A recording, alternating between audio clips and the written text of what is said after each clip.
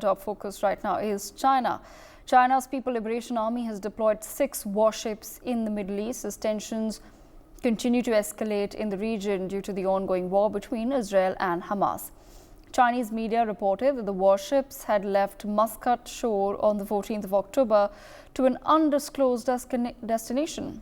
Earlier, Xi Jinping had said that the priority now is the ceasefire to control the situation. However, China, of course, is not the first country to deploy troops at the West Asia region. The US has already sent military aircraft carriers to the Eastern Mediterranean and have also announced that they will increase military troop deployments in the region. The Chinese now react to what the US has done. What does this really mean for the war, and what does this mean for global affairs going ahead? Taking this conversation forward with me is Ambassador Pradeep Kapoor. We have with us Major Shashi Asthana. I also have with me Captain Sham Kumar, and we have with us on the broadcast Colonel J.S. Sodhi. Let me begin with Ambassador Pradeep Kapoor. Ambassador Kapoor, the Chinese say that their 6 warships were a part of the PLA's 44th Naval Escort Task Force that recently took part in a joint military exercise with Oman. So that's the clarification that's come out from the Chinese. But there are also now reports that claim that the same warships are being deployed to a destination that is not currently known. And there are reports that have come out saying that these warships have been deployed close to the Middle East. Given that the US has already deployed its own, its most advanced carrier a few days after the war broke out, what do you think these developments mean? What really is China at this point in time, sir, trying to indicate? Thank you very much, Devika. And it's a very important, development for the world to understand the implications. I would like to discuss it from the following viewpoints. First of all, it is a direct escalation in a situation which is already extremely volatile. So what are the implications of this escalation? Second, it's a challenge directly to USA, having deployed its own carrier groups into that area. So what are the implications of those aspects? And also, in a broader sense, to the Western world. Thirdly, it's a statement to the world that we are challenging the hegemon also. We are now confident of becoming, a great contender for the post of the hegemon in the world. Fourthly, it's an inspiration and incitement to the Hamas, to Iran, and to other countries which are promoters of terrorism. Now, China already has had a lot of experience of, challenging US naval presence in the South China Seas, in the East China Seas, US Air Force presence, buzzing their planes, going very close to the planes in a very critical manner, which can lead to escalations and accidents. So they have had a lot of experience already of trying to, threaten US warships, US planes earlier. So they are bringing that experience to bear now and trying to make a statement right in the region. So looking at all these aspects, the first aspect, I would say escalation, because in an already volatile situation, what is needed for the world is for tempers to cool down and not to make it further worse. Hamas has done a very, very, egregious act by killing, raping, beheading babies, burning, kidnapping, and so many violations of human rights. So those have to be dealt with in the first instance. And it is not the time to give encouragement to terrorism. It is not the time to escalate matters. It's a time to sit down with cool heads, engage in diplomacy, engage in negotiations, de-escalate. And China has done absolutely the opposite. So the whole world body needs to call out China on the international, forums and say that this is an absolutely wrong step. And how do we now bring down tensions? The second aspect of challenge, it is done a lot of human rights violations in its own backyard, around its own country, inside for the last 75 years since the Cultural Revolution. When it has, even today, it is doing the same in Xinjiang and other areas, Tibet, and so many other parts of China. So for it to challenge, the situation, to challenge the US while doing things which are worse in its own borders and outside its borders, creating artificial islands, claiming territories of other countries. So it's a very hypocritical situation, a very difficult situation for the world to be able to understand. And the democracies of the world and other countries would need to now focus on how to meet this challenge. And without India's support in this effort, it is not very easy for the Western world alone to meet this, new challenge. It's already entered beyond Cold War. It was a Cold War between China and the US earlier. It's entered into a hot war stage almost, and it can tip into that very easily. So those details I'll leave to the experts we have here from our own, Indian Army and Indian Navy to discuss further. Right. The inspiration to Hamas, to Iran, to North Korea, and the implications for the Russia-Ukraine war, and the implications for China-Taiwan are some of the other aspects in this whole complex mix which need to be understood in greater detail. And the statement which it is making is also, now telling the world that we are ready and we will stand against the US and against the principles of democracy and support terrorism. So that sort of statement is again a very dangerous statement on the world stage, and the world has to call it out and make sure that they are dealt with in a very firm manner by the world community. Okay. Back to you, Devika. All right. Major Shashi Asthana, bringing you into the conversation, sir. I'd like to understand, how do you view these developments? What do you think China is trying to indicate? Is this now a direct indication or a direct signal to the United States of America that, listen, you bring in your army wherever you deem fit, and you put them in the seas wherever there is a war, and there's not a single question that's raised against you. So why should the same question be raised of us? If we want to put in our warships in a place where we deem it fit, close to our allies, then who is the US or anybody to ask us any sort of questions? Certainly, let me add to what Ambassador has mentioned. Earlier, it was Cold War 1.0 between USA and USSR. It should have finished when USSR broke, but unfortunately, USA continued eastward expansion and it continued. Now, in addition to that, the Biden administration started off with Cold War 2.0, that is between USA and China. So we are in a state of Cold War 1.0 getting mixed up badly with Cold War 2.0. And in that, there is a big power contestation.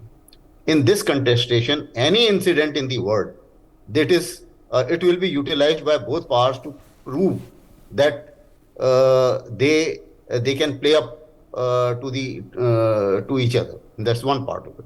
Secondly, earlier the expeditionary military forces were only with USA.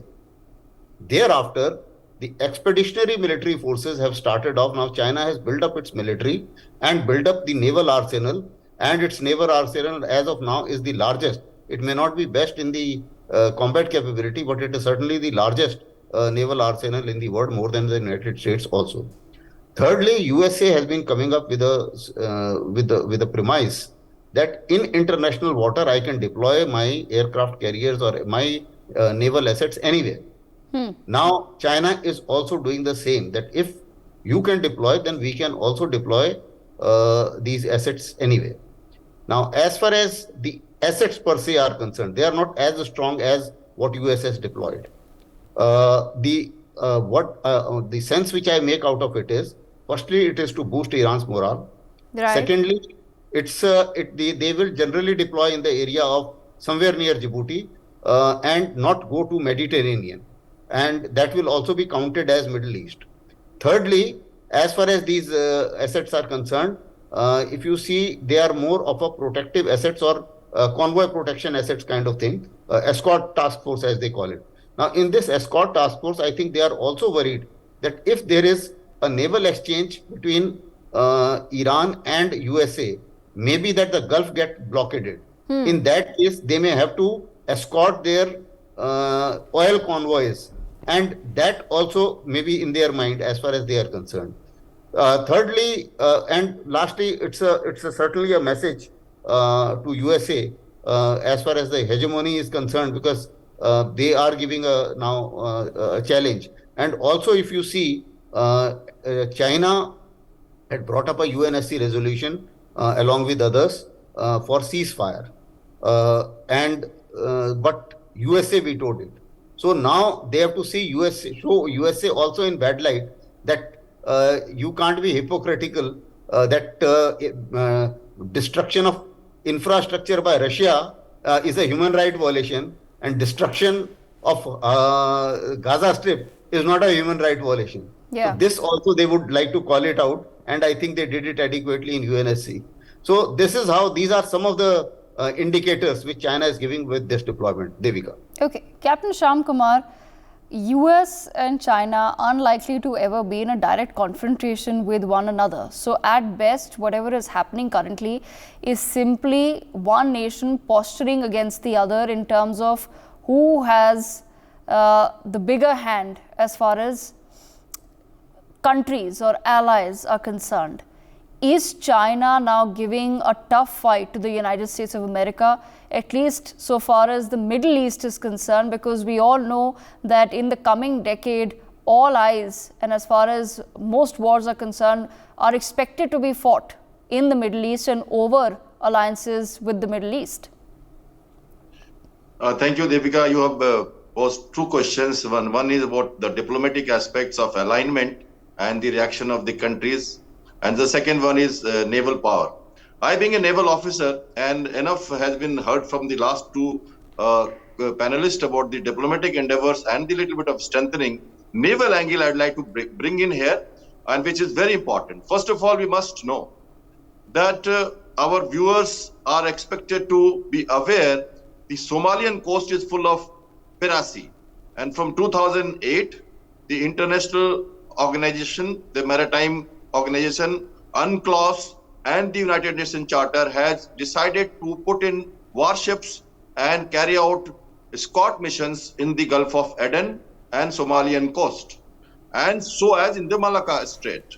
So Indian Navy and Chinese Navy, US Navy, Seychelles presence of drones from American elements, all these people have been continuously showing presence in the Gulf of Aden, especially on the Somalian coast. Therefore, what has happened is by 2014, 15, 16, almost 45,000 seafarers of Indian origin and about 400 ships have been escorted by Indian naval ships itself. So right now, as per UNCLOS, United Nations, the law at sea which governs international waters, any ship can ply. That is why the carrier battle group is there in Mediterranean. And these 6 Chinese warships that you are talking about, they are in the Gulf of Aden. Now, what has happened is, that is, firstly, the good news is, these ships actually they were on a routine patrol on the name of anti-piracy mission. India is concerned about their presence in our area of operation. But yes, today, if you ask me, they were actually for that role since May 2023. 6 months back, the Escort Force 44, with 1 destroyer, 1 frigate, and 1 logistic support ship, was patrolling in this area. On October 12th, they handed over the same to the Task Force 45, which came with type destroyer 52, a frigate, and a logistic support ship, and took over the duties. These are from the northern theater, and the 44 was from the eastern theater.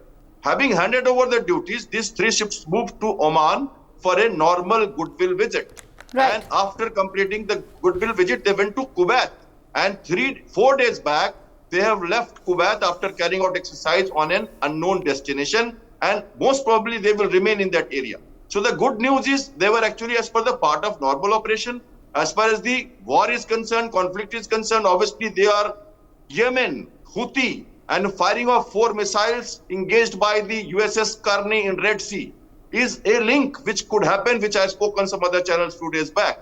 So this could be there, but direct involvement is not so far seen. Russian Navy is not present there. Chinese warships are in their own missions, but India is concerned. Our senior people, naval officers, have been talking about it. That China was on name of piracy has been showing increased presence in Indian Ocean, including Sri Lanka, Yes. in all Arabian Sea, etc. There have been a nuclear attack submarine of China deployed in Gulf of Aden, which is questionable. It is not suitable for a piracy mission. So these are the things which are of more concern to us as of now. As far as Israel conflict is concerned, China is playing a middle role and not directly involved. Indirectly, everybody knows the proxy war. Absolutely. Over to you. Colonel J.S. Suri, bringing you into the conversation. So what do you make of this latest position that has been taken by China? As far as the war is concerned, China has not necessarily taken a role of pushing for a role of a mediator, as we've seen in the past few decades. From a debt trap diplomacy, we saw that China was wanting to engage in mediator diplomacy. They've not tried to necessarily do that with Israel and Palestine. They've called out Israel. They've said that their actions go beyond the scope of self-defense, and they've spoken a lot about Palestinian lives.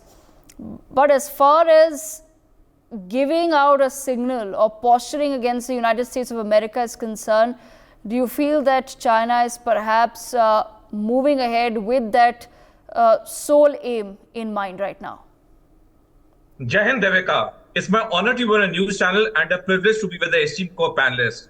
On December 21, 2011, Barack Obama, the then US president, announced his famous pivot to Asia policy, under which he moved a large portion of the American forces from the Middle East to the Indo-Pacific after having sensed that China is now the biggest threat to USA. Now, 12 years later, China moving 6 warships to the Middle East in response to the deployment of its warship and the aircraft carrier by US in the Mediterranean Sea is a clear signal to USA as well as to the world that China is fully capable of taking on USA in any part of the world. In 2014, the PLA of China released its military doctrine, which said that PLA is poised to fight and win any war with any nation in any part of the world in all the 6 domains. And the 6 domains are land, sea, air, cyber, electromagnetic spectrum, and space. With China manufacturing 3 aircraft carriers, 21 nuclear submarines, and 200 warships by 2030, clearly the intent of China is very clear. As on date, China has the biggest navy in the world with 355 warships and submarines as compared to 299 of the US Navy. The point I'm making, Devika, is that China is now emerging itself as the alternative to USA as a superpower, and USA also knows with the growing might of China in the economy, in the military front, in the nuclear front, China is a formidable challenge in the times ahead. Finally, I would like to say, Devika, on 8 July 2013, Bin Vi Pu, which is a Chinese newspaper published from Hong Kong, carried an article which said 6 wars that China will fight in the next 50 years. And all timelines are indicating to these 6 wars, with the first war being over Taiwan, which the CIA's director William Burns said on 3rd February this year, that 2027 US and China will fight over Taiwan.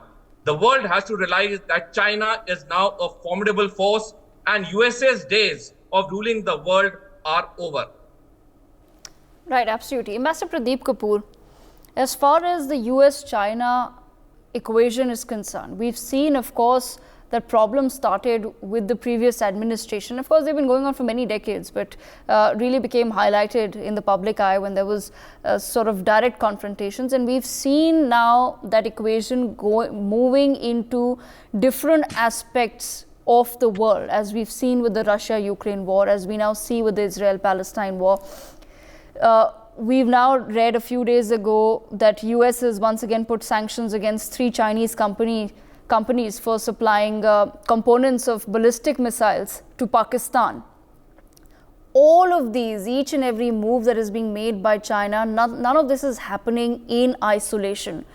If you were to take a guess on what the immediate goals are, say in the next decade? What do you think China is planning for? Is it simply to drain out the enemy? Start so many wars that you drain everybody out of their arsenals? So, Devika, we have to look at it from two perspectives. One is the long-term perspective and one is the immediate perspective as to what is happening.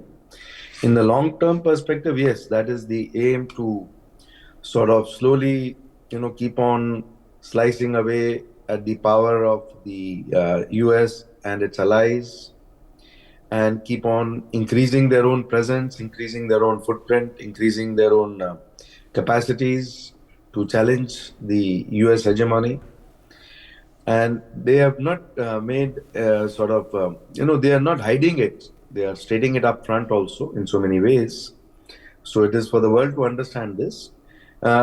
In terms of the immediate issues also, it's a very significant disruption of any peace process. The US had already sent its fleet there. That itself was sort of encouraging Israel to continue with their attack on Hamas. And it is essential, of course, to deal with terrorists in a very firm manner.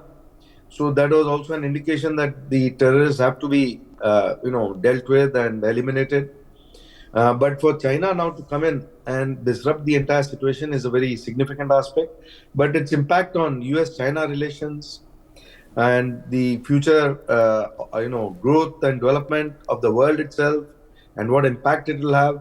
All these are areas where it is going to be an important aspect which needs to be understood very clearly.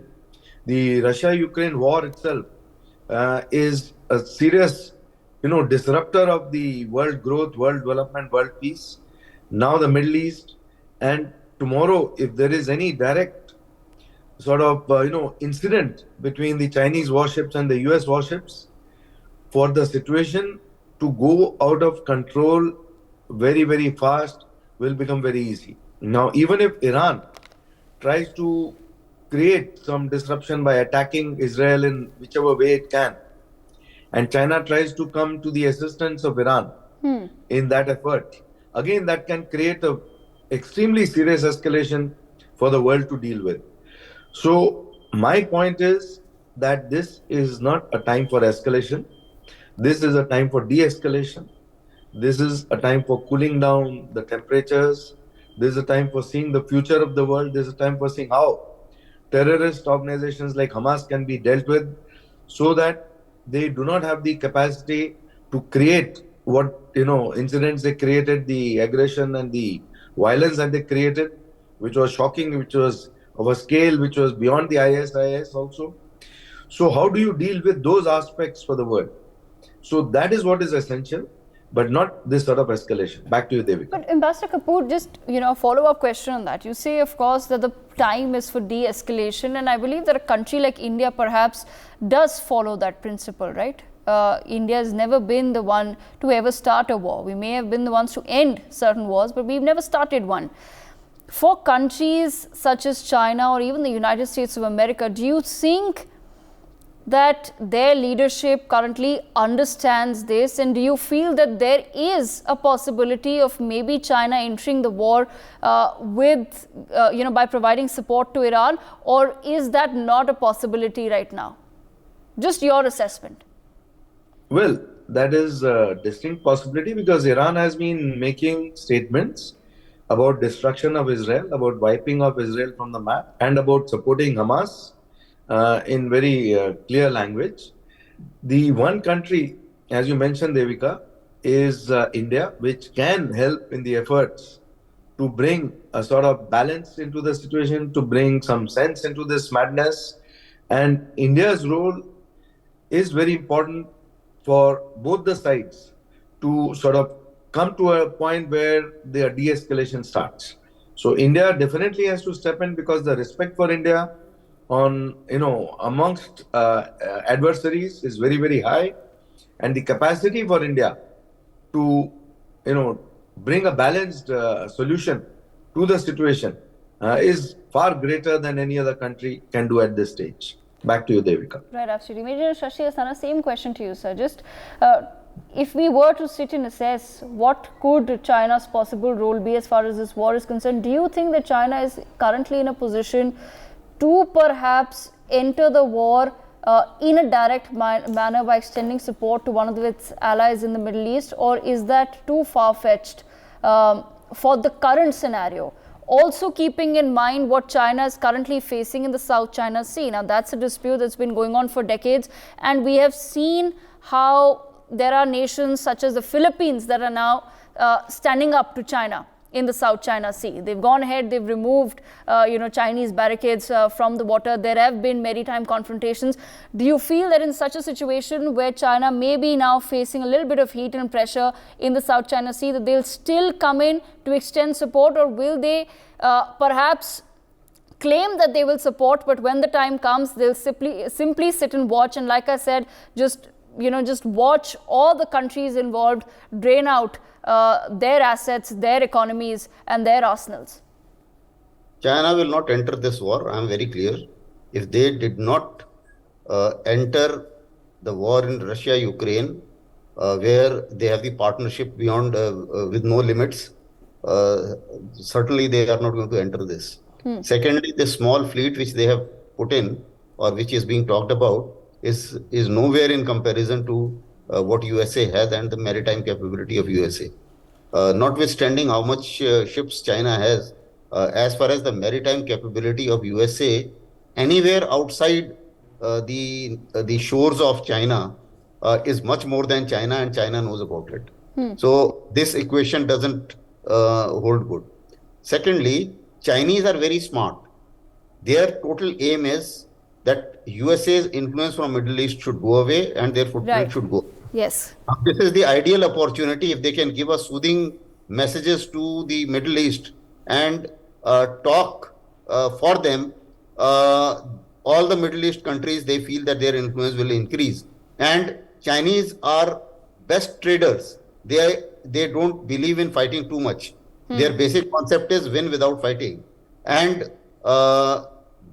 if they had a bigger reason to support Russia in the war which is happening, this in any case is a regional war. Even USA will not be very much interested in getting into this war.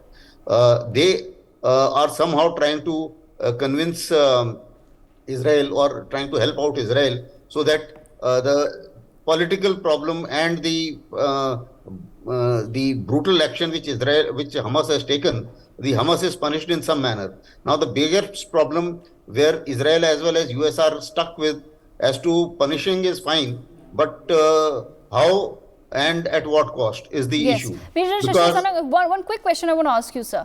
What do you think then China has to offer to the Middle East? Because we understand by now that, of course, the US has lost a lot of its influence over the Middle East, given with all the wars and invasions that the US started in the region. What does China at this point in time then bring to the table, and how is it that countries such as India, the Europe, or say in Australia, Japan, what is it that we can then counter offer to the Middle East? China is a P5 member. They can certainly, there is no, in the Middle East, there is nobody, no P5 member who can help them other than China and Russia. And that is exactly what they are doing. Even in UNSC, they are supporting their cause. So that's one thing which it can do straight away.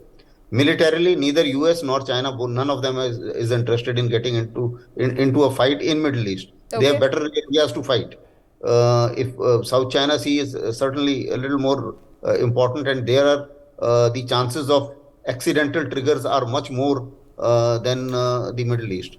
Then, as far as other things which it has to offer is, when Iran gets into a little more sanctions, obviously they have they can help them out economically and through trade. And I think both of them are doing it with almost all the countries in the Middle East who are coming under sanctions. So these are the kind of helps which they can give, and moral support, and maybe sometimes some material support, if required, may be given. But I don't visualize that is the stage today.